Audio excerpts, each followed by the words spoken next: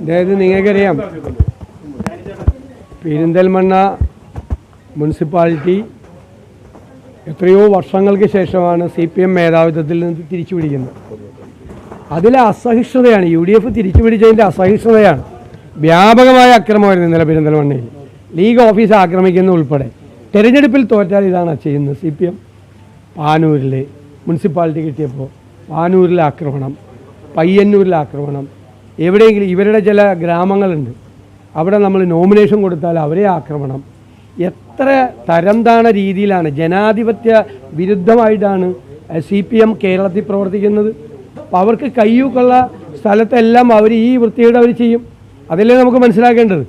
കയ്യൂക്കുള്ള സ്ഥലത്തെല്ലാം ഇപ്പോഴും ആ അധികാരവും പോലീസിനെയും ഗുണ്ടകളെയും ക്രിമിനലുകളെ ഉപയോഗിക്കുകയാണ്. മുഖ്യമന്ത്രിയുടെ നിയോജകമണ്ഡലത്തിൽ ബോംബ് നിർമ്മാണത്തിൻ്റെ ഇടയിൽ ഒരുത്തൻ്റെ കൈയേറ്റുപോയി. അവിടെ പടക്കം ഉണ്ടാക്കിയാന്ന് പറയുന്നത്. ക്രിസ്മസിന് പടക്കം കർമ്മടത്ത് പടക്കം ഉണ്ടാക്കിയപ്പോൾ കൈ പോയാന്ന് പറയുന്നത്. മുഖ്യമന്ത്രി തന്നെ ഇതിന് കൂട്ടുനിൽക്കുകയാണ്. ആഭ്യന്തര വകുപ്പിൻ്റെ പോലീസിൻ്റെ ചുമതലയുള്ള മുഖ്യമന്ത്രി ബോംബ് നിർമ്മാണത്തിന് കൂട്ടുനിൽക്കുകയാണ്. ഞാൻ ആരോപണം ഉന്നയിക്കുകയാണ്. സ്വന്തം നിയോജകമണ്ഡലം, സ്വന്തം ഗ്രാമത്തിൽ ബോംബ് നിർമ്മാണത്തിന് മുഖ്യമന്ത്രി, പോലീസിൻ്റെ ചുമതലയുള്ള മുഖ്യമന്ത്രി കൂട്ടുനിൽക്കുകയാണ്. അത് കേരളത്തിലെ CPM ക്രിമിനലുകൾ കൊടുക്കുന്ന സന്ദേശം എല്ലായിടത്തും അടിച്ചോളാനാണ് അല്ലേ. തോറ്റു കഴിഞ്ഞപ്പോൾ പെരിന്തൽമണ്ണ തോറ്റ് അത്രയേ ഉള്ളൂ. ജനവിധിയാണത്. ആ ജനവിധിക്കെതിരായിട്ടാണ് ആക്രമണം അഴിച്ചുവിടുന്നത്. ലീഗ് ഓഫീസ് ആക്രമിക്കുക, ആക്രമണം അഴിച്ചുവിടുക വ്യാപകമായി. ആരെ ഭയപ്പെടുത്താനാണ് നിങ്ങൾ നോക്കുന്നത്? ഞങ്ങളെന്താ പേടിച്ചോടി വീട്ടിൽ പോയിരിക്കുമോ? നിങ്ങളുടെ ഈ ഇത് കണ്ടു കഴിഞ്ഞാൽ ഒരു തെറ്റിദ്ധാരണ നിങ്ങൾക്ക് വേണ്ട. ജനങ്ങളെ ശക്തമായൊരു താക്കീത് തരാൻ വേണ്ടി കാത്തിരിക്കുകയാണ്. അത് മറക്കണ്ട. അല്ലെന്ന് അവർക്ക് അസഹിഷ്ണുതയാണ്. തോറ്റത് ഉൾക്കൊള്ളാൻ പറ്റില്ല. ജനാധിപത്യ വിരുദ്ധമായ സമീപനമാണ്.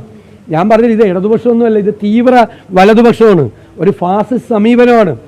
ഇത് ഫാസിസമാണിത് ഈ കാണിക്കുന്നത്. എതിരാളികളെ ഇല്ലാതാക്കുക, ഭയപ്പെടുത്തുക, മനസ്സിലായില്ലേ?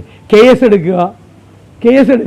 ഭരണീകാരണത്തിന് കേസെടുത്ത് പോയ ഓടിയ വഴിയിൽ പുല്ലുപോലും മുളച്ചിട്ടില്ല. ഇപ്പോൾ ഭാവിയിലെങ്കിലും പുല്ല് മുളക്കില്ല അവിടെ. ആ ഓടിയ വഴിക്ക്, തിരിച്ചോടിയ വഴിക്ക് പാരടി കാലത്തിന് കേസെടുക്കാൻ പോയ പാർട്ടിയല്ലേ. ഞാൻ പറഞ്ഞല്ലോ, ഇവർ ഇടതുപക്ഷമല്ല, തീവ്ര വലതുപക്ഷമാണ്. ഫാസിസ്റ്റ് നിലപാടാണ്. അതാണ് ചെയ്യേണ്ടത്.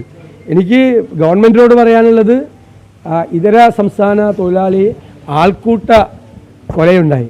നമ്മളെല്ലാം അപമാന ഭാരത്താൽ തലകുനിച്ച് നിൽക്കുന്നൊരു സ്ഥിതിയാണ്. മലയാളികളാണ് അത് ചെയ്തത് എന്നതിൻ്റെ നാണക്കേട് നമുക്കുണ്ട്.